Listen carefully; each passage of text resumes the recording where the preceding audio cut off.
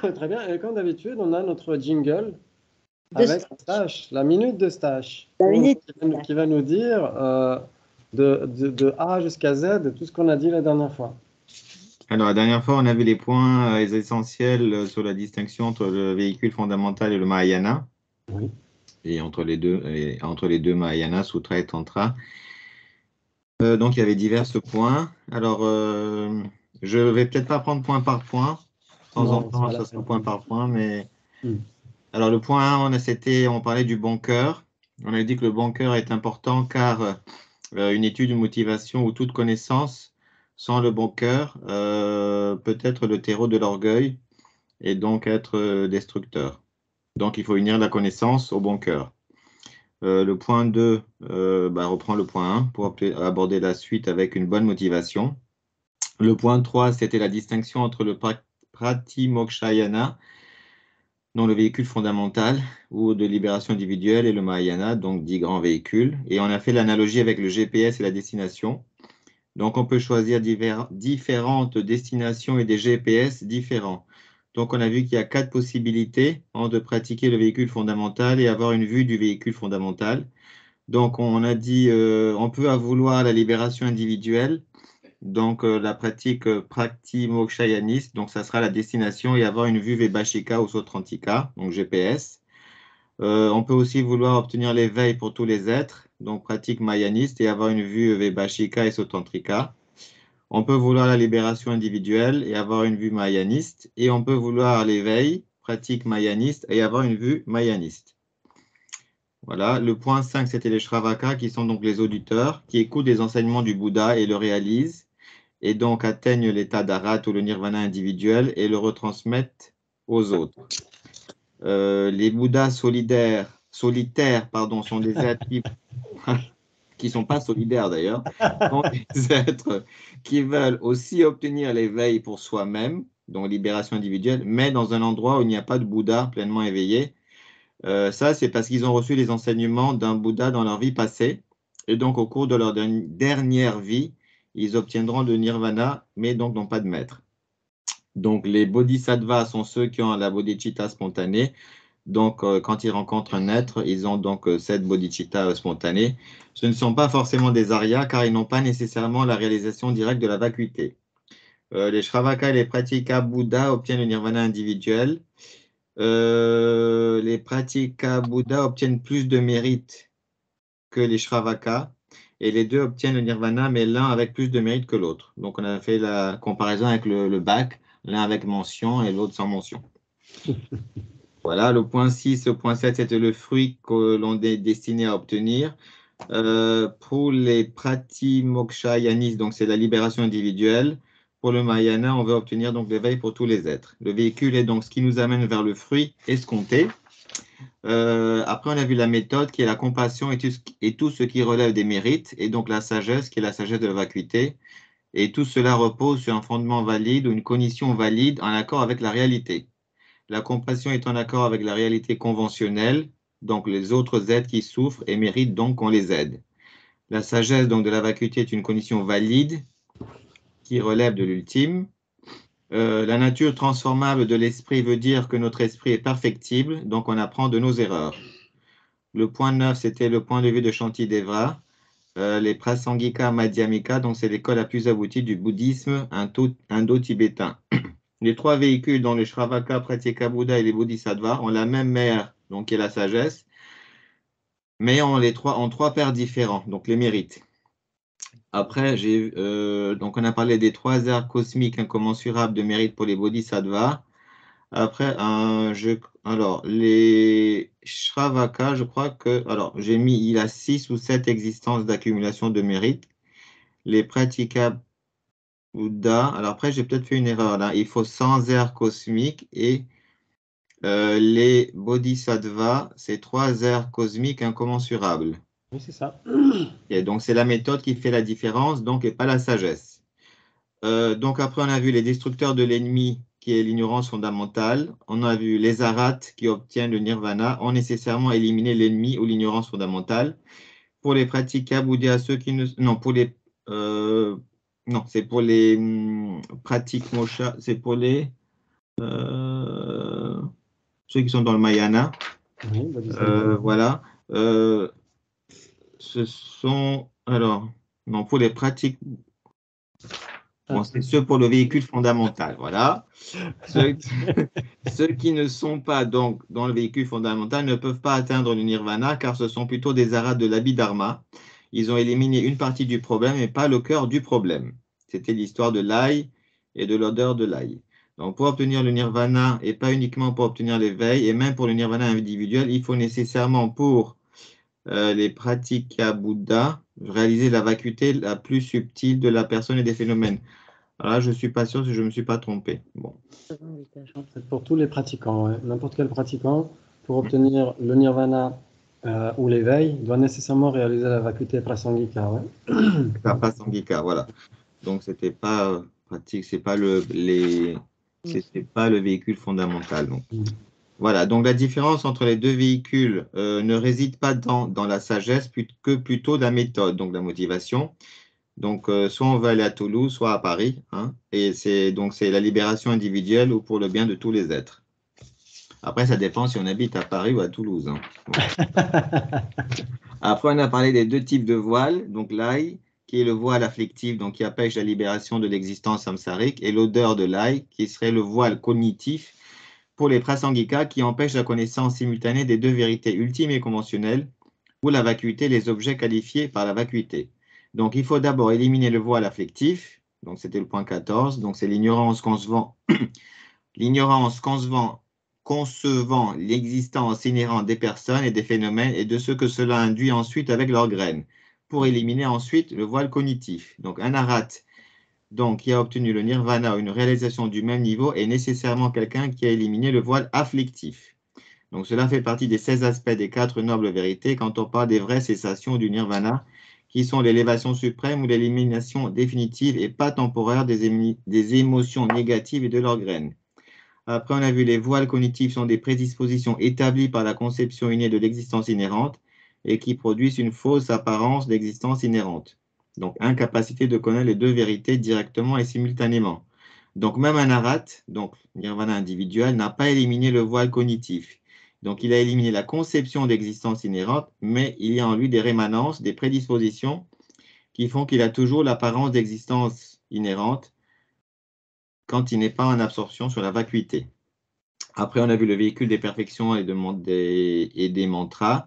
Le véhicule des perfections, donc, développe les mérites et la sagesse grâce aux 6 perfections. Donc, on a vu, c'est la générosité et l'éthique et la patience qui sont orientés vers les mérites et donc la méthode. On a vu la concentration et la sagesse, donc les deux derniers, qui sont orientés vers la sagesse et l'effort enthousiaste qui s'applique aux deux.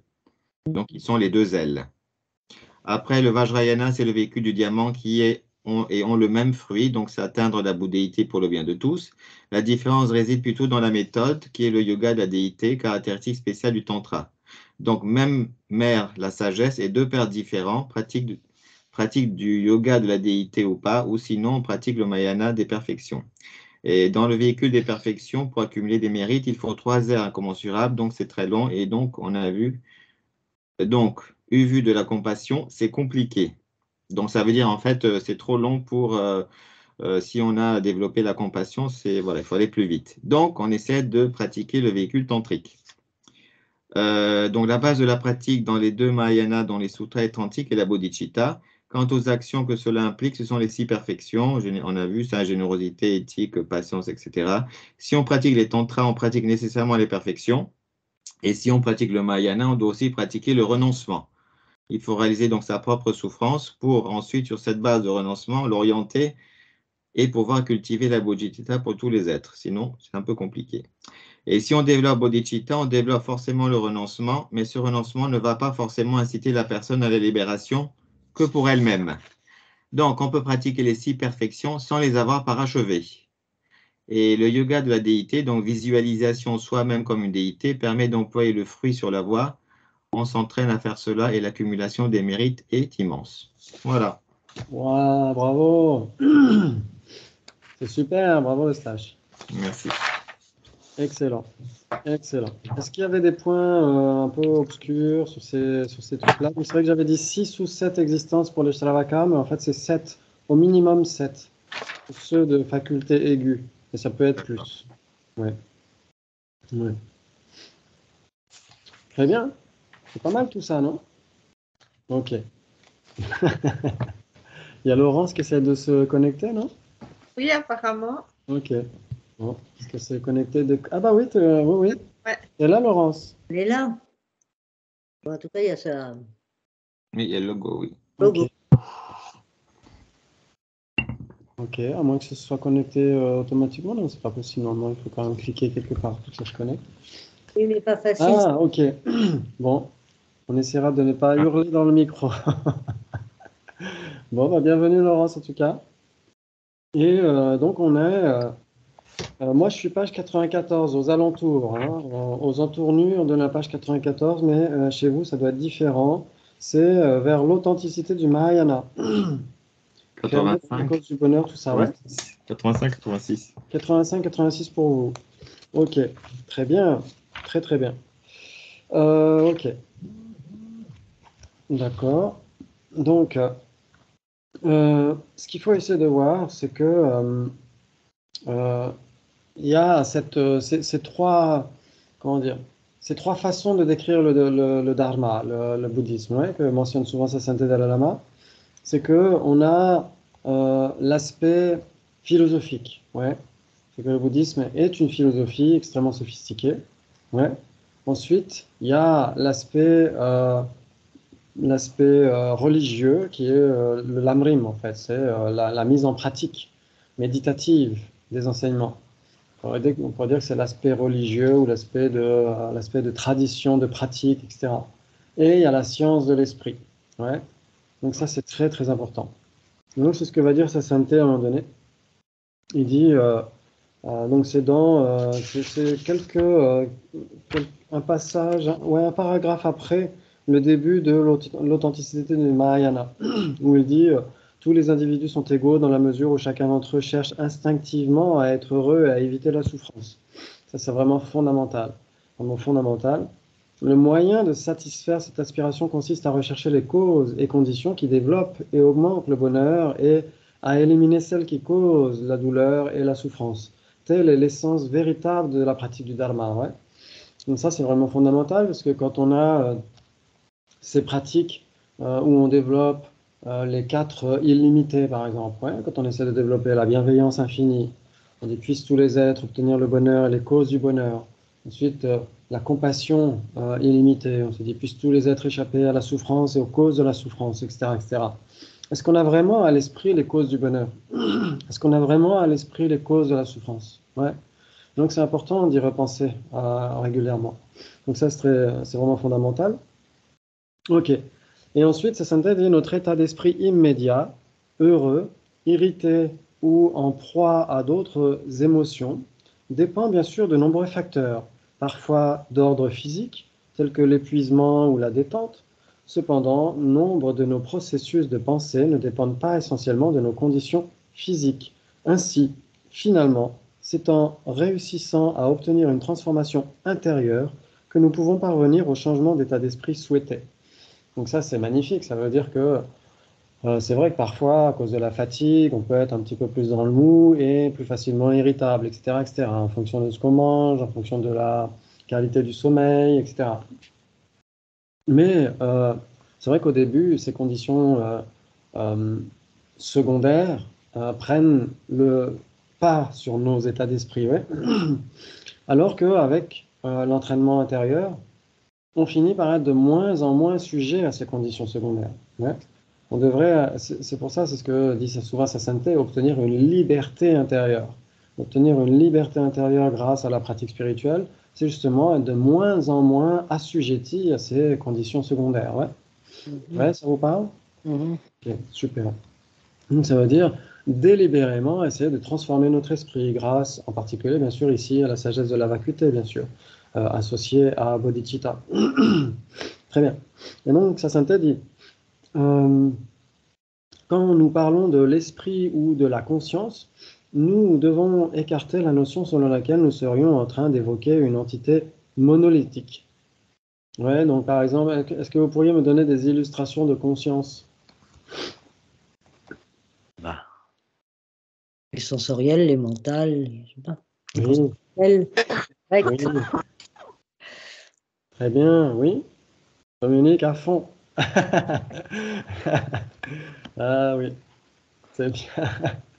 Vas-y, vous avez d'autres illustrations?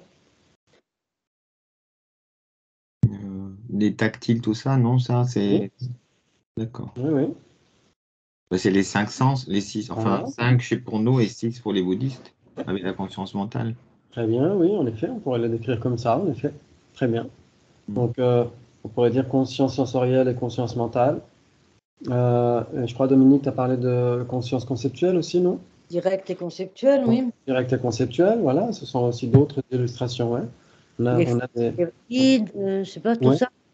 Oui, pardon? Les fausses et les valides. Oui, exactement. On a des états d'esprit totalement distordus, on a des états d'esprit, des consciences qui sont en accord avec la réalité. Donc, en fait, en effet, il y a énormément de types de conscience, ouais. On n'a pas un esprit monolithique, il y a toujours plusieurs facettes à l'esprit, ouais. Excellent, excellent. Très bien. Donc, tout comme il y a plusieurs types de sujets de réflexion, il existe aussi différents types de conscience englobant notre monde intérieur. Diverses dispositions d'esprit, d'états mentaux, de processus de pensée, et ainsi de suite. En ce qui concerne les objets matériels extérieurs, nous pouvons aisément reconnaître que certains d'entre eux nous sont bénéfiques et d'autres préjudiciables. Donc ça, c'est facile de s'en rendre compte. Cette discrimination nous pousse à éviter le contact avec les substances nocives et à développer le potentiel des substances positives. De même, en ce qui concerne notre monde intérieur, par la sélection de nos états mentaux, nous pouvons faire fructifier les états d'esprit qui non seulement vont créer un sentiment immédiat de sérénité, mais vont aussi faire naître dans le futur des états d'esprit plus positifs et plus heureux. Ça, c'est magnifique. Ça veut dire qu'on a un pouvoir immense, hein, ce on avait déjà mentionné au cours d'une session précédente, c'est qu'on a ce pouvoir immense. Ça veut dire qu'on a cette capacité de transformer notre esprit, de faire la part des choses entre nos états d'esprit malsains et nos états d'esprit plutôt constructifs, et de délibérément cesser de nourrir les états d'esprit malsains et de délibérément nourrir les états d'esprit plus salutaires pour nous-mêmes et les autres. Ouais. Donc ça, c'est merveilleux, ça nous donne une grande responsabilité individuelle et une grande, comment dire, une qualité de vie totalement différente. Totalement différente, ouais. Ok. Certaines sortes de pensées et d'émotions causent immédiatement une perturbation de notre esprit et créent une atmosphère négative. Voilà, vous pourriez m'en citer? Les élections. Faudra rajouter comme le 52e facteur mental. Ah, moi, les jalousies, jalousie, je sais pas, Les orgueil. trois, les trois poisons, attachement, aversion, ignorance. Oui, très bien. Excellent. Ok, c'est super. C'est tout à fait ça. C'est tout à fait ça. Donc on peut bien sûr penser à d'autres états d'esprit, par exemple les ruminations. Quand on rumine, quand on se fait des films, etc., et qu'on a cette application mentale inappropriée, quand on est là à focaliser sur certains aspects très, comment dire, perturbants d'une situation, d'une personne, etc., etc. Ouais, donc ces applications mentales inappropriées, ces films qu'on se fait namtok en tibétain, ouais, namtok, c'est euh, c'est euh, c'est les films, en fait, tout simplement, oui, les ruminations. Et donc, c'est aussi un état d'esprit, malgré tout. Ouais, ça fait pas partie des facteurs mentaux, mais ça fait partie de ces états d'esprit qui peuvent nous faire du mal, en effet. Et les 8, alors pas les 8 dharmas mondains, mais ça serait les 4. Parce qu'il y a les 8, mais dans les 8, il y a 4 positifs et 4 négatifs. Enfin, le pendant, ça serait les 4 négatifs aussi, par exemple, non? Alors, en fait, dans les huit dharmas mondains, euh, euh, on a le désir d'avoir ceci, ou l'attachement vis-à-vis de cela, et la peur de perdre ceci. Hein. Mm. Donc c'est attachement pour le gain et la peur de perdre, par exemple. Ouais. Ou l'attachement pour la renommée et la peur d'être incognito ou d'être Les comment dire, disgrâces. dans la disgrâce, etc. Ouais. Mm. Donc c'est souvent ça, c'est attachement pour ceci et peur d'obtenir cela, etc. Donc finalement, ces choses-là en tant que telles, le gain, la perte, le plaisir, le déplaisir, ces choses en tant que telles, ne sont pas vraiment les dharmas mondains. C'est notre attitude vis-à-vis de cela qui est un dharma mondain, qui est une préoccupation mondaine. C'est vouloir obtenir cela, vouloir échapper à cela, etc. Ouais. Donc c'est la préoccupation en tant que telle qui est un dharma mondain. Ouais. Parce que le gain et la perte, bon bah, on peut vouloir par exemple lever des fonds pour créer je sais pas moi, un orphelinat, etc. Donc on peut vouloir gagner de l'argent pour aider un orphelinat par exemple. Ou on a peur de perdre les sous de l'orphelinat. Donc dans ce cas-là, le gain et la perte, c'est pas nécessairement quelque chose de mondain. Par contre, si nous sommes obsédés par ceci et rebutés par cela, dans une attitude qui est uniquement tournée vers cette seule existence, là c'est sûr que oui, on parle des préoccupations mondaines. Ouais. Très bien. Ok. Parmi ces derniers, donc ceux qui sont bénéfiques, nous devons faire une distinction entre les effets bénéfiques à court terme et à long terme. Quand ces deux critères entrent en conflit, nous devons considérer les conséquences à long terme comme plus importantes. Certains états d'esprit créent au départ de l'irritation, un mécontentement ou une absence de joie. Cependant, en restant calme et en leur faisant face, en répondant à tous les défis qu'ils représentent, nous pouvons tirer de ces situations des états d'esprit plus stables et plus heureux. Savoir évaluer les conséquences à court terme et à long terme nous permet ensuite de développer les états d'esprit positifs qui produisent les effets souhaités. Ça, c'est vraiment super. Ça fait partie de notre responsabilité aussi, notre faculté de choix. Un choix limité, c'est quand même une liberté assez limitée, mais malgré tout, on a quand même la capacité de s'abstenir de telle ou telle action, de telle ou telle motivation, et plutôt d'entretenir telle ou telle action et telle ou telle motivation. Ok, très bien. Donc le choix entre les actions et les états d'esprit qui ont besoin d'être encouragés et ceux qu'il faut éliminer doit s'effectuer intelligemment. Ouais, ça c'est vraiment magnifique. C'est ce que dit l'un de mes enseignants, Vénérable Geshe Damdul. Il dit quel est notre ordre du jour? C'est d'être heureux, de s'octroyer un maximum de bonheur. Ça c'est le premier ordre du jour. Le second ordre du jour, c'est s'octroyer un maximum de bonheur intelligemment. Ouais, c'est très important. Intelligemment. Ça veut dire ne pas sacrifier un bonheur sur le long terme pour un bonheur sur un très court terme. Ouais. Ah, ce serait vraiment dommage. Donc, vouloir s'octroyer un maximum de bonheur, le premier point. Le second point, vouloir s'octroyer un maximum de bonheur de manière intelligente. Ouais. Ça, c'est vraiment fondamental. Ok. Et donc, la faculté qui génère ce discernement, désigné sous le terme de conscience discriminante. Ok. Conscience discriminante est en effet l'un des traits distinctifs de l'être humain. Donc c'est la faculté de discerner, de distinguer les choses. Ouais. Très bien. Conscience discriminante. Donc ça doit certainement être le facteur mental, ouais, le facteur mental de discrimination, d'identification. Ok. Qu'il est tout à fait possible de modifier. On peut modifier nos identifications. Ouais, c'est aussi ce que dit Vénérable Geshe Damdul quand il parle de la psychologie bouddhiste d'une manière tellement pragmatique, où il dit en fait on a l'identification, la sensation et l'intention qui sont extrêmement liés, ouais, parmi les facteurs mentaux. L'identification ou la discrimination, c'est vraiment un facteur mental très important. Ensuite, on a les sensations, qui sont des facteurs mentaux très importants aussi, et l'intention. Ouais. Ok. Et donc, c'est ce que dit Vénérable Geshe Damdul. Il dit quand notre facteur mental d'identification est assez étroit, par exemple, il y a une situation, vous avez le choix entre, je ne sais pas moi, entre rester 5 minutes dehors un peu plus pour sortir le chien ou rentrer tout de suite parce qu'on a la dalle. Et donc, si on se dit, oh là là, il faut que je reste 5 minutes plus tard, dehors, on a la sensation de perdre quelque chose. On a une sensation désagréable. Ouais. On a une sensation désagréable. Donc, on n'a pas envie de rester dehors, on a envie de rentrer. Et donc, parce que on a l'identification de ça, l'identification de j'ai faim, je dois rester dehors, il pleut, etc. Et donc, on a une sensation désagréable. Et donc, si on a une sensation désagréable, notre intention est de chercher à fuir cette situation. Ouais. Et donc, discrimination, sensation, intention.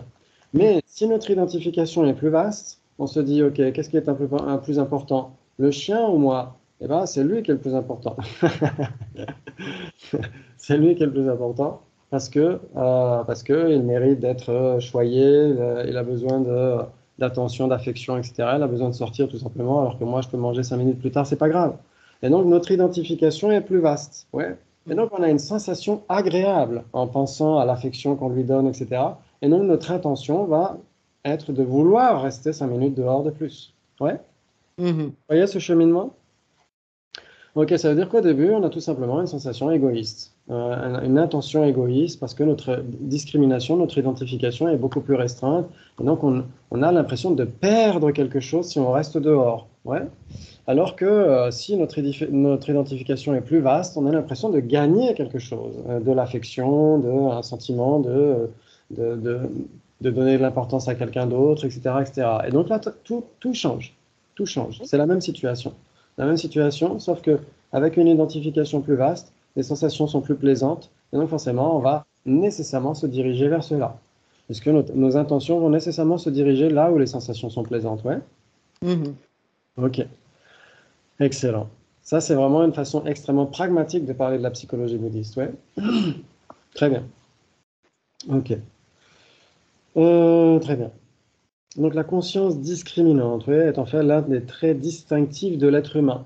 Donc certainement que là, sa sainteté parle de quelque chose de beaucoup plus évolué chez l'être humain. Mais sinon, le facteur mental d'identification, il existe dans n'importe quelle conscience, normalement, même si ça peut être de manière très basique chez certains individus. Ok. Bien que tous les êtres sensibles soient égaux dans leur désir instinctif d'être heureux et de surmonter la souffrance, les êtres humains ont une plus grande capacité de penser aux conséquences à court terme et à long terme. Dotés d'une faculté d'imagination plus étendue, ils possèdent donc une plus grande capacité de satisfaire leurs aspirations. Ouais, donc cette capacité de voir les choses sur le long terme, cette faculté d'imagination, comme dit souvent sa sainteté, c'est à double tranchant. Hein. C'est à double tranchant parce que les êtres humains souffrent beaucoup de souffrances morales. Ouais. Des souffrances morales, des souffrances très sophistiquées en fait, hein, qu'on peut avoir en tant qu'être humain parce qu'on se fait des films, on imagine ceci et on imagine cela, ah, si j'avais fait ci, si j'avais pas fait ça, etc. Donc on a une faculté d'imagination qui en effet est remarquable, mais qui peut aussi nous créer des problèmes ouais, quand c'est mal géré. Quand c'est bien géré, dans ce cas-là, bah, ça fait des trucs magnifiques. Ça peut faire des films grandioses, des symphonies émouvantes, etc., etc. Ouais. Donc, et ça peut sauver l'humanité. C'est-à-dire qu'en imaginant ce que les autres peuvent ressentir, en imaginant ce qu'adviendra notre pauvre planète dans 5 ou 10 ans si on continue avec cette consommation effrénée, on peut imaginer ce que ça peut donner. Et donc, on peut essayer plutôt de vivre une forme de sobriété voulue et heureuse, comme disait Pierre Rabhi. Donc ça, c'est vraiment très intéressant d'imaginer ce que peut donner cette faculté d'imagination. On imagine l'imagination. Très bien. Et donc, parmi les différents types de conscience discriminante, la plus importante est celle qui embrasse la nature ultime de la réalité, la réalisation de la vacuité. De nombreuses méthodes sont à notre portée pour développer cette connaissance suprême. C'est l'une des plus importantes. L'étude des écrits qui définissent la philosophie de la vacuité que nous nous livrons dans cet ouvrage. Waouh, on a de la chance. Ouais. Très bien. Et donc ensuite, sa sainteté essaie de comparer un petit peu la culture orientale avec l'Occident, plus scientifique, plus technologique, etc. Donc souvent, il aime bien faire ces comparaisons. Et ensuite, on a le commentaire qui revient au texte. Authenticité du Mahayana et vacuité. Là, on entre dans le croustillant. Reprenons maintenant notre texte. En nous penchant sur la stance 40, début d'une sous-section dans laquelle Shantideva parle de la nécessité de réaliser la vacuité, ne serait-ce que pour obtenir la libération du cycle des existences, du samsara, considéré comme opposé à l'éveil parfait. Ouais, donc ça, c'est pour ça qu'on avait vu précédemment, justement, ces différents véhicules, etc. Pourquoi, selon le Prasangika, il est nécessaire de réaliser la vacuité, pas uniquement pour obtenir l'éveil, mais aussi pour obtenir la libération du samsara, ouais, pour obtenir le nirvana. Ok. Très bien. Les deux commentaires tibétains, parce que sa synthèse s'appuie sur les deux commentaires qu'on retrouve traduits dans Comprendre la vacuité, aux éditions Padmakara. Ouais, il y a le commentaire de comment ça s'appelle Kenshin Kunsampane, c'est Kenshin Kumpel, c'était un très grand maître de Nyingmapa, et l'autre c'est un commentaire plutôt tourné vers l'école Gelugpa de Minya Kuzan Sonam. Et donc dans ce texte, Comprendre la vacuité, il y a ces deux commentaires du chapitre 9 qui sont traduits de A à Z. Ok. Donc les deux commentaires tibétains auxquels nous nous référons divergent quant à la lecture de ce passage. Et cette divergence se traduit par une division variable du texte en sections. Ça veut dire que quand ils ont les économies du texte, ils ne sont pas d'accord sur grand 1, petit 2, etc. etc. C'est pas très grave. Donc Kenshin Kumpel déclare dans son commentaire qu'à partir de ce point, il est essentiel de prouver la validité ou l'authenticité des écritures du Mahayana. Pour Minya Kuzan Sonam, au contraire, il faut avant tout confirmer la thèse selon laquelle, même si l'on n'aspire qu'à la libération du samsara, la réalisation de la vacuité est indispensable. Ces points de vue différents entraînent bien entendu des différentes interprétations. Ça, c'est pas très grave, ça permet une richesse de commentaires. L'argument présenté tout d'abord se réfère à l'importance accordée par les Madhyamika à la compréhension de la vacuité. Shantideva met dans la bouche de son opposant une question.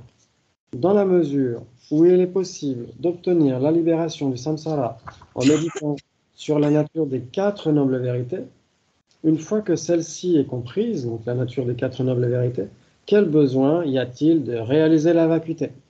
C'est magnifique ça comme thèse.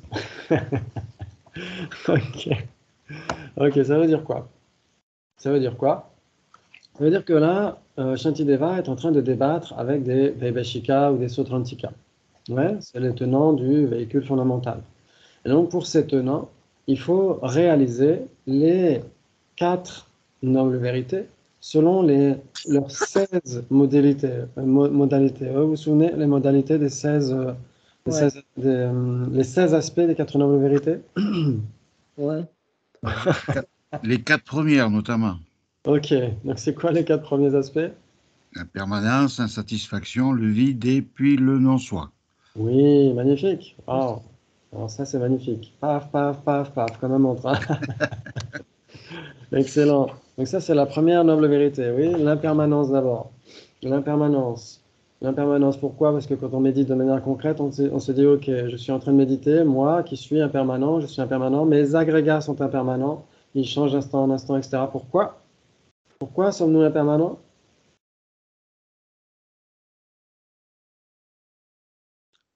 Parce qu'on est le résultat de causes et conditions. Oui. Oui. On est composé. Parce qu'on est composé, voilà. On est le résultat de causes et conditions. Parce qu'on est produit, ouais. On est impermanent parce qu'on est produit. Nos agrégats sont impermanents parce qu'ils sont produits. Produits par quoi? Par le karma et les kleshas. Oui, par caca. Le karma et les kleshas. Exactement. Et donc, comme nos agrégats sont produits par le karma et les kleshas, ils sont contaminés. Oui, et tout ce qui est contaminé est nécessairement insatisfaisant. D'où le second aspect, ouais. Donc, le premier aspect, l'impermanence. Le second aspect, la souffrance, ouais, ou l'insatisfaction. Dès l'instant où nos agrégats sont contaminés par kaka, par karma et klesha, nous sommes condamnés à la souffrance. Ouais. Très bien. Et donc, qu'est-ce qu'on doit faire? Qu'est-ce qu'on doit faire? Réaliser le vide et le non-soi. On doit réaliser que dans nos agrégats, pour ces écoles, Vaibhashika et Sautrantika, réaliser que dans les agrégats, il n'y a pas d'atman permanent, unitaire et autonome. Ouais. Donc ça, c'est le vide, troisième aspect. Très bien. Donc non seulement ça, mais ensuite réaliser le non-soi subtil pour ces écoles-là. C'est le non-soi subtil de la personne. Réaliser que dans les agrégats, il n'y a pas de personne autosuffisante et substantielle. Ouais. Ouais. Ok. Et donc comme ça, ils se disent, ok, là, on est en train de remettre en question les vraies souffrances et les vraies origines. Ouais. Donc il faut bien sûr comprendre ensuite ce que sont les vraies origines, puis les vraies cessations, les vraies voies, etc. Et donc pour ces pratiquants du véhicule fondamental, il faut simplement, s'ils n'ont pas la vue prasangika, s'ils ont la vue de leur véhicule, ils doivent simplement réaliser les 16 aspects des 4 nobles vérités directement, grâce à une réalisation yogique directe. Et si c'est le cas, à ce moment-là, on devient un arat. Ouais. Donc si c'est le cas, ça veut dire qu'on réalise progressivement ces 16 aspects des 4 nobles vérités. Comme dit Kuncho Jime Wampo, comme une chèvre qui est en train de traverser un pont en bois. C'est-à-dire qu'on passe une latte, puis une autre latte, puis une autre latte, etc. Et donc on réalise en 16 instants donc les 16 aspects des 4 nobles vérités et on obtient l'état d'arat. Et donc c'est ce qu'eux disent. Ouais. Et là-dedans, où est la vacuité là-dedans? Qu'est-ce qu'on en fait de la vacuité? Alors, elle est où alors? C'est plus subtil, la vacuité, que le Exactement. non-soi. C'est plus subtil. C'est plus subtil. Ça veut dire que si on a le point de vue de Shantideva, donc le point de vue prasangika, Madhyamaka, à ce moment-là, on doit considérer que les 16, les 4 nobles vérités, les agrégats, etc., sont vides d'existence inhérente. Voilà. Ouais. Mm. Et donc, ça veut dire que c'est beaucoup plus subtil.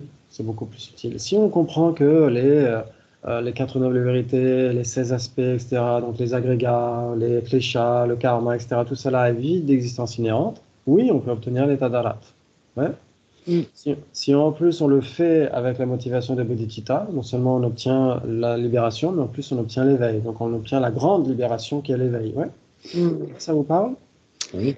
Très bien, c'est super. C'est magnifique. Et donc forcément, la vacuité d'existence inhérente, où est-ce qu'elle a été mentionnée par le Bouddha? Dans le 2e cycle. Oui. Ouais. Dans les perfections de sagesse. Et donc forcément, les antagonistes de Shantideva vont dire oui, mais qui a enseigné le 2e cycle? Le Bouddha ou Nagarjuna, etc., etc. Et donc, les tenants, les pratiquants du véhicule fondamental vont dire non, le 2e cycle n'est pas la parole du Bouddha. Donc, votre vacuité, c'est juste votre propre invention. Ouais. Et donc, c'est pourquoi Shantideva doit s'appliquer à répondre à cette objection et à dire aux pratiquants du véhicule fondamental que la vacuité enseignée dans le 2e cycle, c'est la parole du Bouddha. Ouais. Ouais, ça vous parle? Ouais, bravo, magnifique. Magnifique. Et donc, on a la strophe 40, donc Vabhashika parle. On obtient la délivrance, donc le nirvana, par la vue des 4 nobles vérités. À quoi bon la vue de la vacuité? Donc, le Madhyamika répond parce que, d'après les Écritures, la perfection de sagesse, les prajnaparamita, l'éveil ne s'obtient pas en dehors de cette voie. C'est-à-dire qu'on ne peut pas obtenir l'éveil ni le nirvana sans la vacuité profonde enseignée par le Bouddha. Et donc Shantideva répond dans les Écritures, le Bouddha lui-même dit que sans s'engager sur le chemin de la vacuité, on ne peut pas obtenir la libération du cycle des existences. Il se réfère ici au Sutra Mahayaniste de la perfection de sagesse, la Prajnaparamita. Dans ces sutras, le Bouddha affirme qu'il n'est pas possible d'atteindre la libération quand nous considérons les phénomènes comme dotés d'une existence réelle. Ouais. Ça, c'est impossible. C'est impossible. On ne peut pas obtenir la libération en s'arrêtant à la réalisation du non-soi de la personne. Si on s'arrête à la réalisation du non-soi de la personne et qu'on ne réalise pas le non-soi des agrégats, à ce moment-là, comme nous dit Arya Nagarjuna dans le Ratnavali, tant qu'il y aura la saisie des agrégats comme existant en soi, il y aura la saisie du jeu comme existant en soi. Donc, si on considère que la base d'imputation a une existence inhérente, forcément le phénomène désigné sera considéré comme un phénomène ayant une existence inhérente. Ouais. Ouais. Très bien. Très bien. Ok. Même pour atteindre le nirvana, la réalisation de la vacuité est essentielle. Hein. C'est ce qu'on a vu avec les différents points sur les Shravakas, etc. Très bien. Cet argument, toutefois, suppose que les écritures du Mahayana soient bien les enseignements authentiques du Bouddha. D'autres traditions bouddhiques, telles que le véhicule fondamental, le Pratimokshayana, discutent l'authenticité des écritures du Mahayana, en mettant en doute le fait qu'elles rapportent les paroles du Bouddha. Donc elle dit tout simplement, ce n'est pas Buddha Vachana, ce n'est pas la parole du Bouddha. Shantideva accorde donc une énorme importance à la démonstration de l'authenticité de ces écritures. Donc dans la stance suivante, ses opposants expriment leurs doutes. Vaibhashika. Mais le Mahayana n'est pas prouvé, Madhyamaka. Et vos propres écritures, comment le sont-elles? Réponse du Vaibhashika. Parce que nous les admettons tous deux, Madhyamika. Elles n'étaient donc pas prouvées avant vous. Ok. Donc ça c'est magnifique, c'est vraiment le style des Prasangika. Donc c'est vraiment du tac au tac. Ok, donc on va voir le commentaire de sa santé. Il répond alors par une question. Mais comment prouvez-vous votre propre tradition? Parce que, il arrive parfois, certains Theravadins disent oui, mais le Mahayana, c'est une invention, c'est pas le Bouddha qui l'enseigne. Et donc, ce n'est pas prouvé. Et donc, on pourrait leur dire oui, mais qui prouve vos propres écritures à vous? Dans ce cas-là. Très bien. Et donc, les Madhyamika objectent ici que l'origine des écritures du véhicule fondamental ne peut non plus être authentifiée si on prend leur point de vue à eux.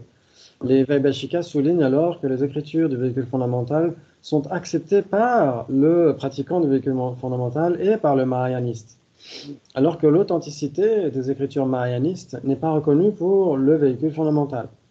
Ouais, vous voyez bien le cheminement là? Ouais. Ok, très bien.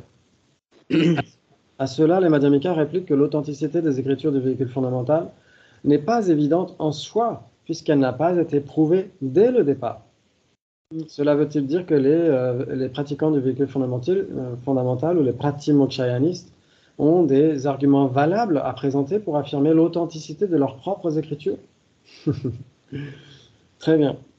Donc ça, c'est vraiment important, ce débat. De même pour Sushantideva, dans l'instance suivante, si vous examinez les raisons qui me font accepter les écritures mahayanistes, vous en viendrez vous-même à accepter leur validité. Donc la strophe 42. La croyance que vous avez en vos écritures, vous devez pour les mêmes raisons l'avoir dans celle du Mahayana. Si l'authenticité dépend de l'adhésion de deux personnes, il en résulte l'authenticité des Védas et autres écritures. C'est-à-dire qu'il suffit d'avoir deux complotistes pour que le complot soit valide à ce moment-là. C'est ce qu'on pourrait dire dans nos temps modernes. Donc, en fait, c'est vraiment l'argument de Shantideva, l'argument Madhyamika. Il dit, OK, vous croyez en vos propres écritures du véhicule fondamental. Bien sûr que le mahayaniste les accepte aussi, hein, il accepte les écritures du véhicule fondamental. Il ne s'arrête pas à ces écritures-là, mais il les accepte. Et donc, normalement, le pratimokshayaniste, celui du véhicule fondamental, dit, oui, mais vous les acceptez comme nous les acceptons. Donc, nous sommes deux à les accepter. Donc c'est pourquoi le Shantideva dit, ok, donc deux complotistes font en sorte que leur complot est valide. Ou l'authenticité des Védas est prouvée puisqu'il suffit de deux personnes pour les accepter. Ouais. Ça laisse stage rêveur. Ouais. Moi, j'ai une question. Et du coup, alors pourquoi les mahayanistes acceptent alors les arguments du véhicule fondamental? Pourquoi ils pourraient dire ben, on n'accepte pas? Mais du coup, s'ils n'acceptent pas, eux aussi, ça poserait un problème. Parce que le Hinayana dit bien que les mahayanistes donc, valident aussi donc, le véhicule fondamental. Mais sur quelle base alors les mahayanistes valident le véhicule fondamental à ce moment-là? Oui. Sur quelle base, en fait, en effet, il faut que les mahayanistes puissent échapper aux arguments qu'ils adressent au véhicule fondamental, en effet. Donc, comment un mahayaniste va accepter la validité des paroles du Bouddha? En fait, c'est par les raisonnements qui suivent. Ça veut dire que on reconnaît l'arbre à ses fruits. Oui, on reconnaît l'arbre à ses fruits. Ça veut dire qu'on reconnaît la validité du Bouddha en reconnaissant la validité des Écritures. Donc, il faut valider les Écritures elles-mêmes. C'est-à-dire que dans le véhicule fondamental, les Écritures, c'est quoi? C'est les 4 nobles vérités, ouais. Et leurs 16 aspects.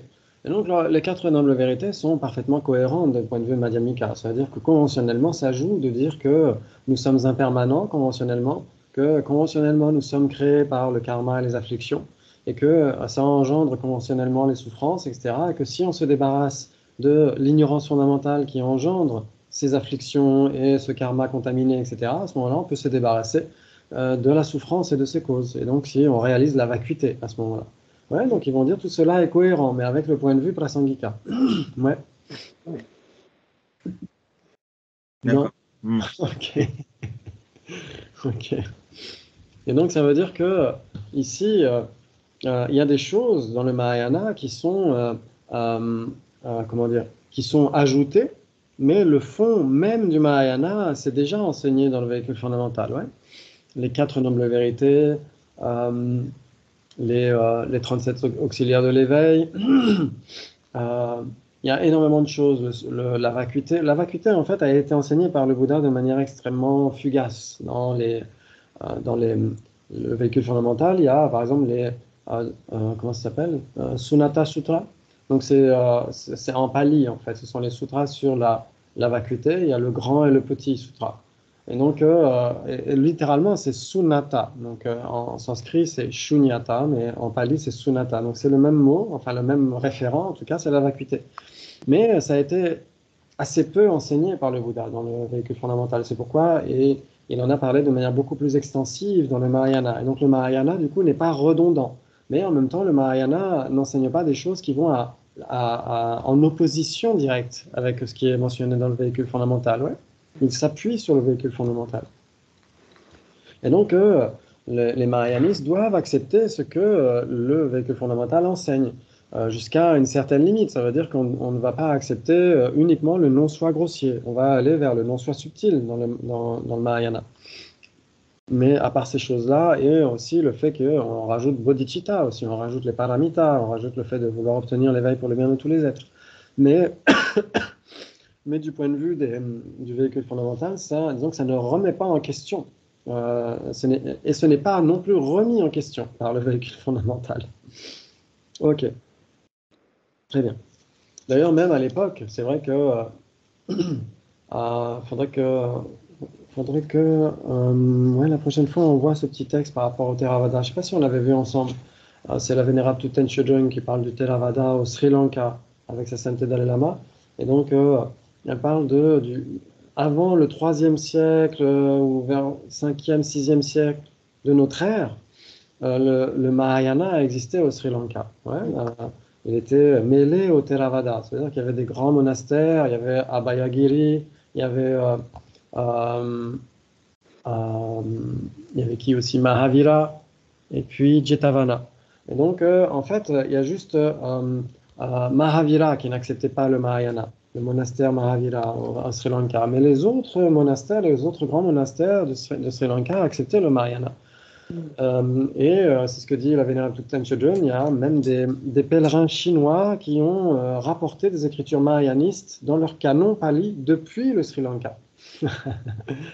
Et il y avait même des pratiques tantriques au Sri Lanka. Donc, c'est par la suite, quand le monastère Mahavira a pris le pouvoir, d'une certaine manière, grâce à l'un des rois du Sri Lanka, que l'historique mahayaniste des autres monastères singalais a été effacé. Et donc c'est là où il y a eu une scission fondamentale entre le Theravada et le Mahayana. Mais à l'époque, il y avait des Theravadins qui pouvaient prendre les vœux de Bodhisattva, par exemple. Et donc les nuances n'étaient pas si marquées qu'après le 5e ou 6e siècle de notre ère.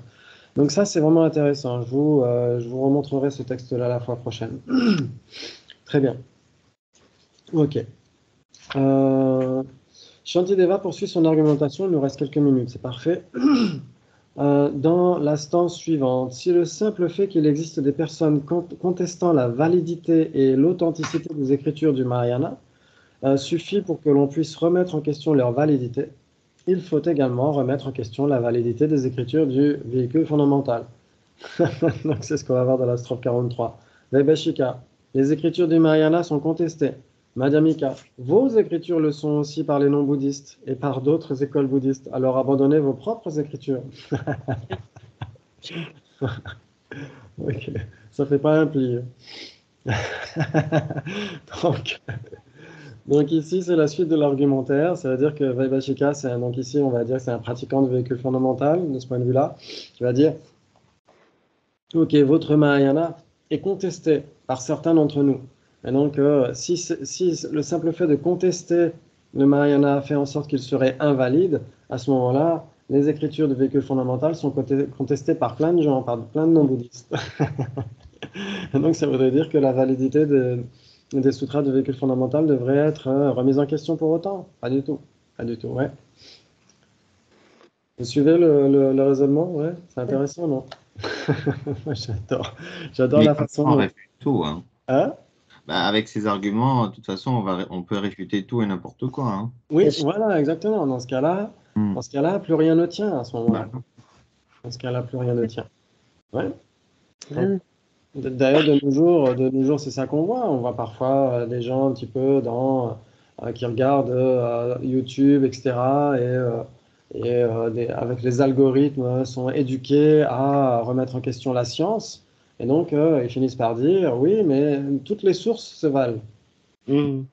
Leurs sources de charlatans et les sources de la science dans le monde entier se valent. Mais non, non, non. Donc c'est pas parce que, en effet, il peut y avoir des débats entre un tenant et un autre tenant, etc., que tout devient flou et que toutes les sources se valent. Pas du tout, en fait, hein. Il faut vraiment tenir droit dans ses bottes par rapport à la cognition valide et dire ça peut être validé, ça peut être remis en question et vérifié, vérifiable, etc., encore, encore et encore. Et donc les quatre nobles vérités, ouais. Donc non seulement les quatre nobles vérités peuvent être vérifiées encore, encore et encore, mais en plus la vacuité enseignée dans le Mahayana peut être vérifiée encore, encore et encore. Ouais. Mhm. Ok. Et donc ça veut dire que toutes les sources ne se valent pas. Certaines sont tout simplement frelatées et d'autres tiennent la route. Ouais. Ok. Très bien. Il y aura probablement toujours des personnes, dit sa sainteté, bouddhistes et non bouddhistes, qui remettront en question l'authenticité de certaines écritures du véhicule fondamental. Le fait que leur validité soit discutée par certains individus ne signifie pas qu'on ne puisse leur accorder aucun crédit. Ouais. Par Mhm. exemple, les 18 sous-écoles de Vaibhashika. Les 18 sous-écoles de Vaibhashika. Et la scission entre les Vaibhashika et les Sautrantika. Certains ont dit, nous, on accepte le Mahavibhasha Shastra comme étant la parole du Bouddha. Les Sautrantika ont dit, non, seuls les sutras sont la parole du Bouddha. Donc, c'est-à-dire que même entre eux, ils ne sont pas d'accord dans le véhicule fondamental. Donc, ça devrait invalider leur source. Pas du tout. Pas du tout, ouais. Donc l'argument initial du pratimokshayaniste qui dit oui, mais vos sources à vous, mahayanistes, sont contestées, n'est pas un argument valable. Ouais, c'est ça que ça veut dire. Ouais, ça va? Oui, Ok. Ok. Très bien. Bref, quels que soient les éléments sur lesquels les pratimokshayanistes se fondent pour prouver l'authenticité de leurs écritures, ces éléments peuvent être appliqués aux enseignements mahayanistes. C'est-à-dire que tout ce qui est valable dans le Mahayana, ça a déjà été validé dans le véhicule fondamental, tout simplement. Telle est l'argumentation des Shantideva pour prouver que les écritures mahayanistes sont les enseignements authentiques du Bouddha. Très bien, ok, on va essayer de terminer ce passage-là. Ok. On peut faire appel à d'autres arguments pour prouver l'authenticité des écritures du Mahayana. Par exemple, selon Arya Nagarjuna, si les enseignements du Mahayana, système qui décrit différents niveaux, terres et voies spirituelles, n'existaient pas, nous ne serions pas capables d'atteindre l'éveil parfait. Le fait même de s'engager sur la voie des 37 auxiliaires de l'éveil, ainsi que le prône les enseignements du véhicule fondamental, n'est pas suffisant. Ce chemin des 37 auxiliaires est commun aux trois niveaux d'objectifs. L'état d'Arat en tant qu'auditeur, le Shravaka, l'état d'Arat en tant que Bouddha par soi, le Pratyeka Bouddha, et l'état d'Arat en tant que parfait Bouddha. S'il existe une différence majeure au niveau du résultat, nous devons naturellement en inférer une différence majeure au niveau des causes. C'est-à-dire qu'on a trois fruits spirituels différents. Comment une seule et même pratique peut mener à ces différents fruits? C'est pas possible. Et donc, Arya Nagarjuna affirme que ce n'est qu'en s'appuyant sur les écritures du Mahayana que l'on peut réellement établir la validité de la voie spirituelle menant à l'éveil. Ça veut dire que la voie enseignée par le Bouddha que lui-même a parcourue pour obtenir l'éveil est complète et sans erreur dans le Mahayana. Ouais. C'est-à-dire que la réalisation de la vacuité, associée à bodhicitta, associée au paramita, etc., associée au tantra même, pour ceux qui acceptent bien sûr les tantras, comme étant la parole du Bouddha sous sa forme de Vajradhara, etc. Tout cela a été parcouru par le Bouddha lui-même. Il ne fait qu'enseigner selon sa propre expérience. Ouais. Mhm.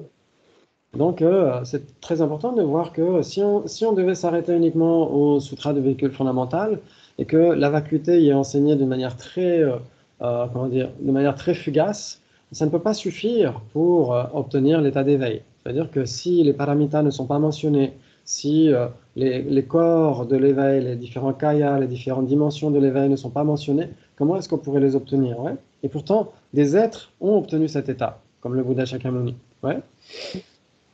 Ok. Et donc, ça veut dire que s'ils ont obtenu cet état, c'est en fonction de causes, des causes de type similaire. Il faut que ce soit des causes qui correspondent à leur effet escompté. Ouais?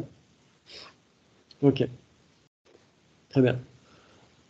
Et donc, bien sûr que le débat peut se poursuivre, hein, parce qu'après, quand on entre dans les tantras, on verra que les tantrikas vont dire aux pratiquants du véhicule des sutras que les mérites, la générosité, l'éthique, la patience, etc., ne peuvent pas suffire pour obtenir Sambhogakaya, pour obtenir un corps ou le Rupakaya, le corps de forme d'un Bouddha. Et donc, ils vont dire il faut le mandala, il faut le corps illusoire, etc., etc., il faut la visualisation, il faut le yoga de la déité pour obtenir le fruit qu'est l'éveil parfait. Donc, ce débat va se poursuivre entre les sutras et les tantras dans le Mahayana. Mais ça permet justement de vérifier jusqu'à quel point on est d'accord avec cette corrélation qu'il y a entre les causes et les effets. Si on veut obtenir tel et tel effet, on a nécessairement besoin de certaines causes appropriées. Nécessairement. Ouais. Et donc, c'est à nous de vérifier lesquelles sont valables et lesquelles sont simplement comment dire, désignées comme étant des causes, mais ne sont pas vraiment des causes, cet effet qu'on se propose d'obtenir. Ok, désolé, j'ai encore été très bavard. Mais voilà, on essaiera de voir ce texte de la Verna to Ten Children la fois prochaine. Et si vous avez des questions, n'hésitez pas. Oui, petite question. Les 4 placements de l'attention, c'est quand qu'on voit ça? Que je sois là. Alors, quand est-ce qu'on va voir ça? C'est dans la suite du chapitre. Mais alors, quand exactement? Tu en avais parlé la dernière fois Oui, ou avant, je sais pas. exactement. Exactement. Donc, ça doit être dans le non-soi des personnes. Il faudra vérifier ça. Donc, c'est dans quand même quelques pages. Avant les vacances d'été, on devrait y arriver, j'espère. D'accord. Ouais. Ok, merci. Merci à tous. Merci, c'était encore un plaisir. Et profitez bien de vous, de cette semaine. Et prenez bien soin de vous. Ouais, c'est très important. Et à dimanche prochain. Merci. Merci. Bonsoir à tout le monde. Merci. Au Merci. À revoir. bientôt. Prenez soin de vous. À vous aussi. Au revoir.